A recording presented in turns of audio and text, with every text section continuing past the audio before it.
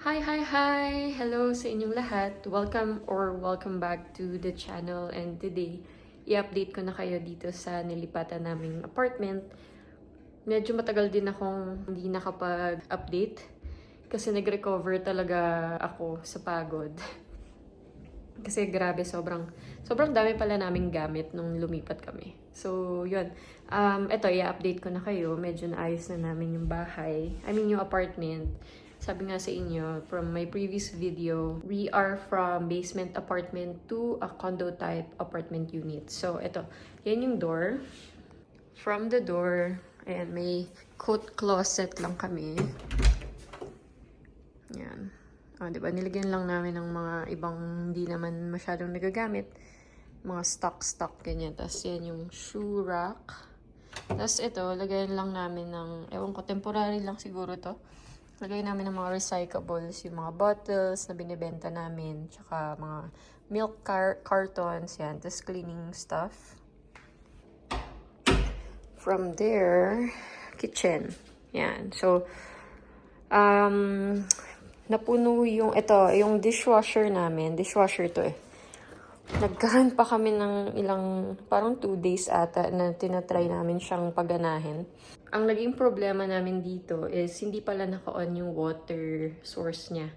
So, I have to go figure out yung problema. And pag binubuksan namin to, pag ino-open namin to, naka-on siya, nag-run siya, ganyan. Tapos mga 1 or 2 runs niya matatapos. Tapos parang yung laundry, ito. Yung pods niya, buo pa din.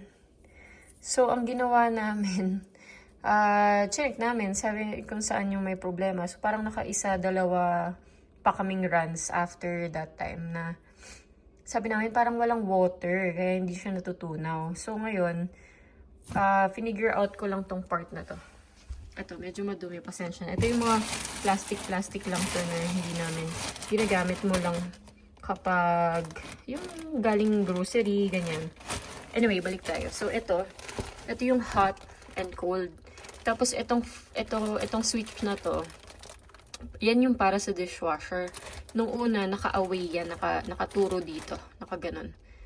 So, sabi ko, bakit i-turn ko kaya? Kasi itong dalawa, gumagana. Tapos ito, i-turn ko kaya, tinurn ko siyang paganyan na siya. Tapos nung tinurn on ulit namin yung dishwasher, nag-work na siya. So, yun. Tapos ito nga, sa kitchen part, itong ilalim na to, ito lang yung sa composite. Ito yung black bin, ganyan. Tapos, yung nakikita nyo na yun, bumili kasi kami ng bagong lagayan ng oil. So, hindi ko na yan gagamitin. Baka i-donate na lang. Kaya nandyan muna. Tapos, ayan, yung detergent pods, yung, ano ba to? Lysol. Yan, oh. Mga pang kitchen, tas garbage bags. Yan lang yung sa ilalim. Tas ito, mga additional, lang, kasi naipon nga. Kasi parang 2 nights din kami nagtatry na paganahin to, tas hindi gumagana. So, ayan, naghugas lang ako kagabi. Tapos ito, mga bago na yan, bago. Tapos, yan. Tapos ngayon, ito, meron siyang kasamang cooktop plus oven, microwave oven. Tapos, ito pa din yung spice rack. Tapos, ito, mga usual na ginagamit namin. Coffee, pang coffee maker, oatmeal, honey, mga ganyan. Tapos, ayan na yung bawang sibuyas. Tapos yung mga vitamins and yung iba pang mga supplies dyan. Tapos ito, supplies pa din. Ayan o. Nais ko lang ng konti kasi sobrang dami pala naming lagayan before. Ito ngayon medyo lumiit. So ayan, yan yung dami, diba? Oh. Tapos ito, pinalaki lang namin yung rice cooker namin. Nakasale to. Nasa $30 lang ata yan. Parang 20 cups na. Kasi hindi naman nga napapanisa ng kanin dito at malamig. So, yun. Bumili kami ng bago kasi nga 3 years na din sa akin yung rice cooker. Binigay pa yun sa akin ni Ate Sen, yung kawork ko before. Donated by lang, ganun. Tapos ito, yan, dyan nakalagay yung rice, tsaka yung supplies pa ng rice na binili namin. So, hindi talaga kami makakabili dito ng madaming supplies. Kasi nga, walang paglalagyan. Tapos ito, mga Tupperware, kasi wala akong mapaglagyan. Unless, makakuha ako ng organizers na pwedeng paglagyan yan. But, sa ngayon, nag-work pa naman sa amin yung dyan lang kinukuha. Ganyan. So, yung mga cookwares, andito. Ayan. Yun talaga yung purpose nito. Di lang namin ginagawa sa kabila kasi ang dami nga naming mga cabinets, drawers doon. So ngayon, ito yung mga lutuan, ganyan. Tsaka hindi naman ako masyadong mag-oven. Tapos yan, tapos fridge. Pakita ko pa ba yung fridge? Yan o. Konti lang laman yan. Hindi kami masyadong nag-i-stock kasi nasisiraan lang naman din kami. Tapos ito, nilagay ko to kasi, di ba pag apartment, kapag may damage, babayaran mo. Ang hirap palang maglinis ng ganito. Kasi na-try ko nung umalis kami dun sa luma. Ayan, ano ba to? Bakit may ganyan? Anyway, yun. So, nagiging careful na kami ngayon. At least ito, waterproof ata to. Nabili namin sa Dollarama ng parang $2 lang. Tapos isang rolyo na yan. So, kasya na mga ilang ganyan, oh. Pangpatong lang kasi pag nabasa yun, nagmamark dun sa ano, parang ganito. Itong coffee maker ko na to, nagtumatalsik-talsik ba. Yan. So, yan yung mga talsik niya. Para hindi mag-stain dito. Kasi, ayan o, meron na nga siya. Nalilinisan naman siya ng water, pero okay lang. Di man yun big deal, pero ayoko lang ng linis. So, okay na to. At least, pwede mo tong labhan. Yan. So, yun. So, ngayon, wala kaming dining table pa. So, ang ginagamit namin, itong countertop na to. Kasi may space naman siya. Yan, may dalawang upuan dyan. Tapos, ayun, mga snack bar, snacks, tea. Mahilig kami mag-tea sa gabi. Tapos, yan, mga fruits, kung meron kaming fruits. Yan. Tapos, ito na yung living space. Tada! Yun pa din, yung sofa namin before, hindi namin yun pinalitan.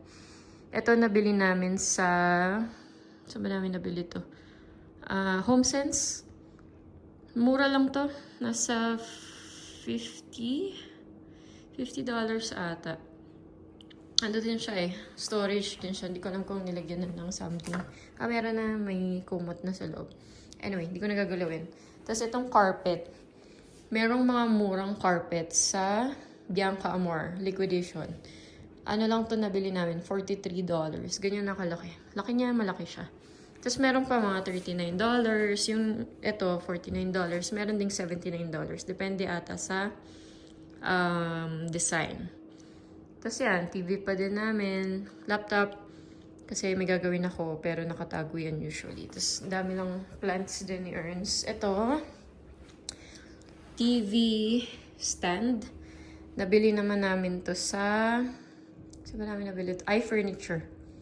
Mura lang din to. $79. Kahoy siya. Tapos, good quality. Kailangan ikaw lang ang mag-pick up niyan. 3 minutes away lang yung pick up location. Tapos, kasi yung dalawa yan eh. iFurniture, isang showroom, isang yung warehouse nila. Parang 3 minutes away lang yung warehouse from the showroom. So, ikaw pipick up nun. Tapos, ikaw magbibuild. Tapos, excuse me. Ayan, yung mga plants ni Ernst. Ito, nabili namin sa Value Village. Ano lang to? $10. Yan, isang buong yan. May bulb na yan nakasama. Okay naman eh. Tapos yon galing sa work ni Ernst, pamigay na. Kasi nga, lilipat yung workplace nila. So, namimigay sila ng mga gamit pag hindi na nila dadalhin. So, ito yung nakuha niya. Yung lamp. Yan. Tapos ito, meron kaming veranda. Diba? Malaki yung veranda namin. Tapos yon lake yan. Lake. So, pag summer, hindi yan frozen. So, magandang tumambay dyan sa labas. We'll see. We'll find a budget para makabili ng outdoor at least chair. Tapos, itong part na to ay den.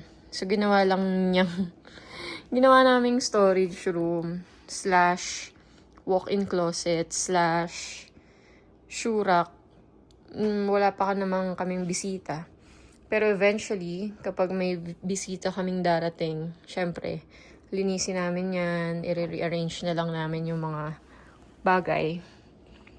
Mga maleta, yan yung mga jacket yan, kasi yan sa room eh.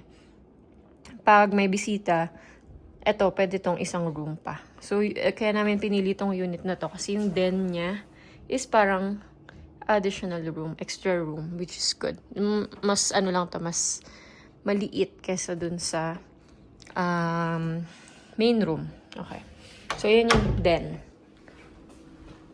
Punta tayo sa room. Sana hindi makalat. And CR yan. So, ito yung room. Tada! Diba ang laki? Hindi ko na ipapakita to. Huwag niyong pansinin to. Mga labahin lang yan. Ayan yung room. Diba ang laki? Kasya pa dito yung coats siguro kapag merong bisita. Tapos yan. Tapos may walk-in closet dito. Meron din naman dito. Ayan o. Diba? Ang dami naming gamit. No, hindi mo talaga alam kung gaano nakarami yung gamit mo unless maglilipat ka.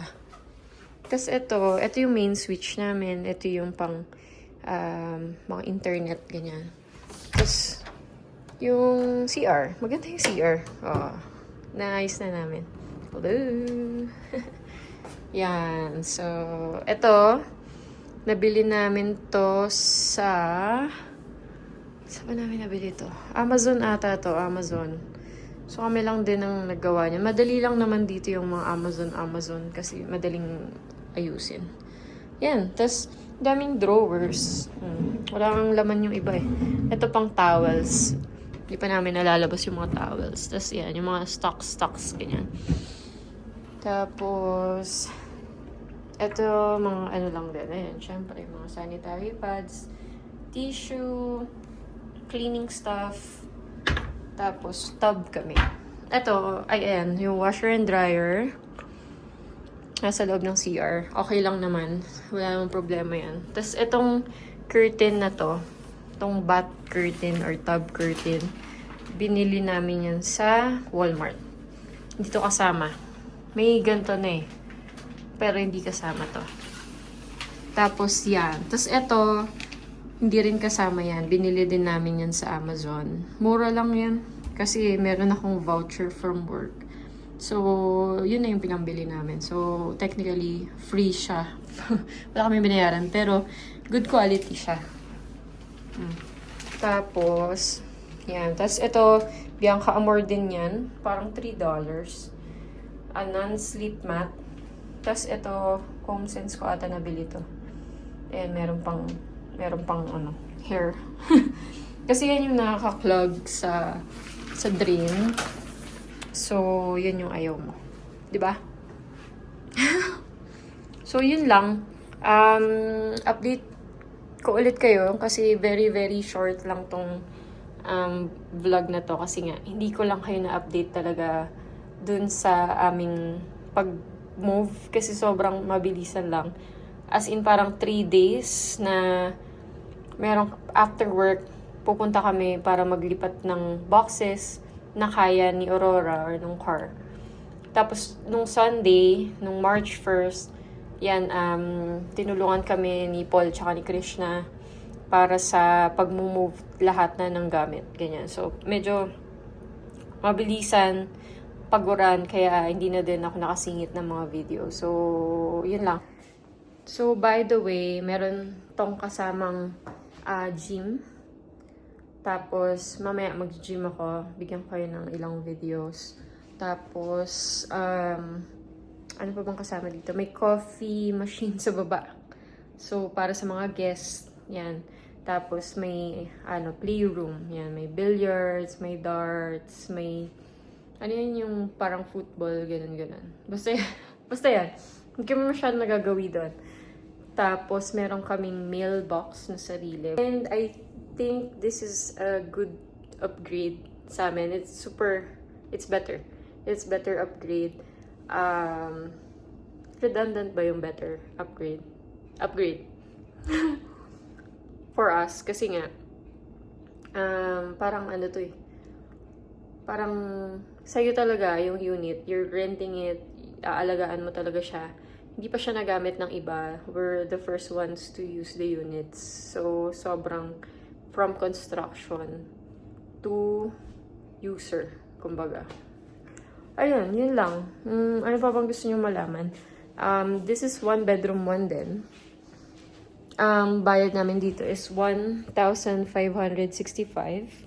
Kasama sa kanila yung water and heat. Tapos, ang kasama sa amin, ang babayaran namin is yung electricity, internet, tsaka, syempre, yung tenant insurance. Okay din kasi, sa tapat namin, andun na yung Costco, may Walmart, may yung Costco gas, merong McDonald's, merong mga Marshalls, HomeSense, Dollarama, lahat.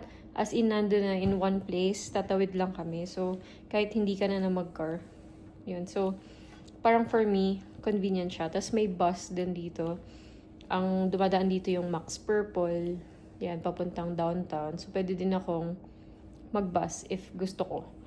If hindi ko dadalhin si Aurora, yan, Max Purple. May bus na dumadaan dito. And eventually, feeling ko kapag medyo na-establish na tong community na to, mas dadami din yung bus. So, kapag wala kang car, okay lang. May masasakyan ka papuntang work. Yun lang. Ano pa bang i-update ko sa inyo? Wala na, kasi hindi naman din ako nakakapag-vlog recently kasi pinifeel muna namin tong bago naming place. Tuwang-tuwa kami. Thank you, Lord. This is really a gift na parang hindi naman pinagplanuhan masyado.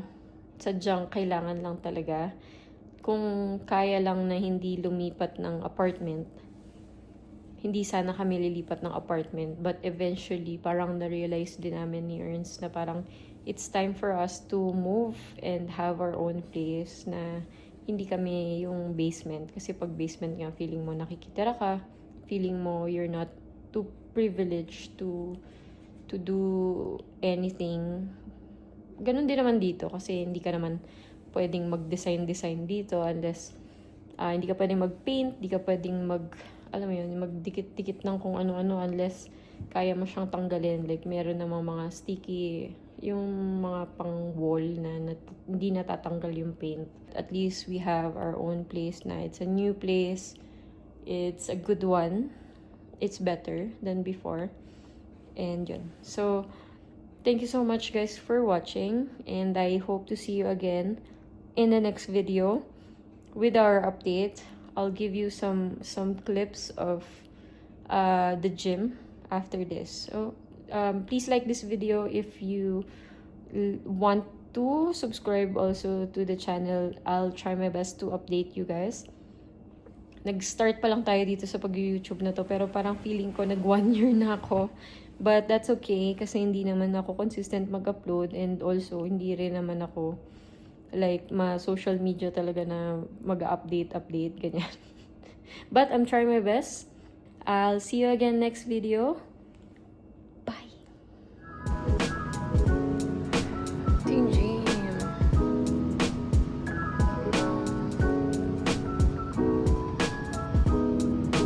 Ako lang mag-isa. Kanina may 2 lalaki. Ngayon, ako na lang mag-isa. All for myself.